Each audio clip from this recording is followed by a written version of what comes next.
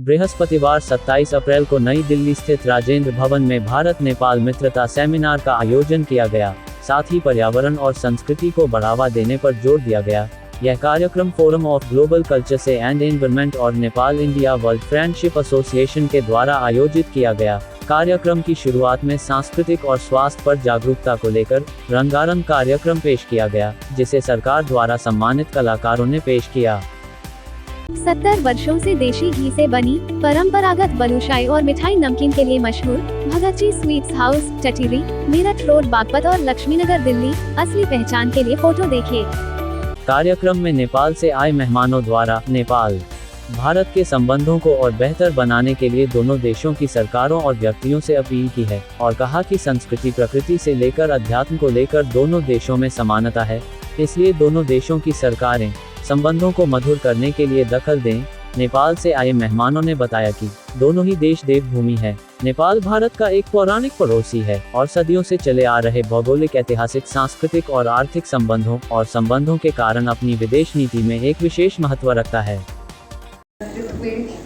मुझे यहाँ बुलाया, इसके लिए पहले तो मैं बहुत बहुत धन्यवाद कहूँगी। आपने हम सभी अतिथिगण को इतना सम्मान दिया, इसके लिए जितना भी धन्यवाद किया जाए पहले तो वो कम है। इस इनिशिएटिव को, जो इंडो नेपाल रिलेशंस, इस पे काम करना, ये छोटा भाई और बड़े भाई की कोई बात नहीं। आप मुझे ये बताएं, अगर दो लोग साथ चलते हैं तो क्या उनमें कोई छोटा और बड़ा होता है? अरे हमारा रिश्ता तो सदियों का रिश्ता है, इसमें कोई छोटी बड़ी होने वाली बात ही नहीं है। भारत और नेपाल हिंदू धर्म में भगवान शिव एवं माता सीता और बौद्ध धर्म के संदर्भ में बुद्ध के जन्मस्थान लुम्बिनी के साथ एक समान संबंध साझा करते हैं। दोनों देश न केवल एक खुली सीमा में आवाजाही साझा करते हैं, बल्कि विवाह और पारिवारिक संबंधों के माध्यम से भी उनके बीच घनिष्ठ संबंध हैं, जिन्हें रोटी बेटी के रिश्ते के नाम से जाना जाता है। साथ ही वह नदियां जिनका उद्गम स्थल नेपाल में है, परिस्थितिकी और जलविद्युत क्षमता के संदर्भ में भारत की बारहमासी नदी प्रणालियों को पोषित करती हैं। कई हिंदू और बौद्ध धार्मिक स्थल नेपाल में हैं, जो इसे बड़ी संख्या में भारतीयों के लिए एक महत्वपूर्ण तीर्थ स्थल बनाते हैं। नेपाल से आए अधिवक्ता दीनदयाल रिजल ने कहा, भारत की जनता से अनुरोध है, नेपाल शिव के एक मुखी रुद्राक्ष के लिए जाना जाता है, जिसके लिए आज हिमालय को बचाने की जरूरत है। नेपाल के हिमालय से निकलने वाली नदियों को बचाना दोनों देशों के लिए जरूरी है। उन्होंने कहा, विश्व में शांति बनाने के लिए भारत का समय अभी आया है, इसके लिए भारत को आगे आना होगा।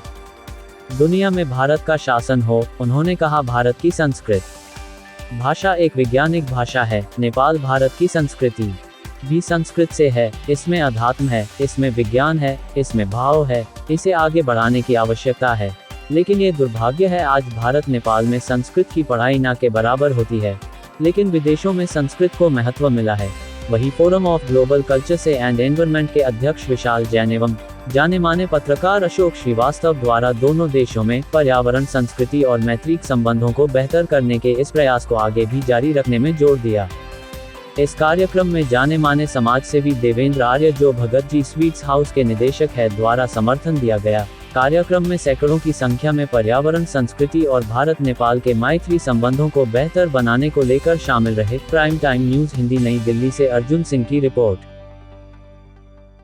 70 वर्षों से देशी घी से बनी परंपरागत बलूशाही और मिठाई नमकीन के लिए मशहूर Bhagat ji sweets house, Tatiri, Meerut road, Baghpat और लक्ष्मीनगर, दिल्ली असली पहचान के लिए फोटो देखिए।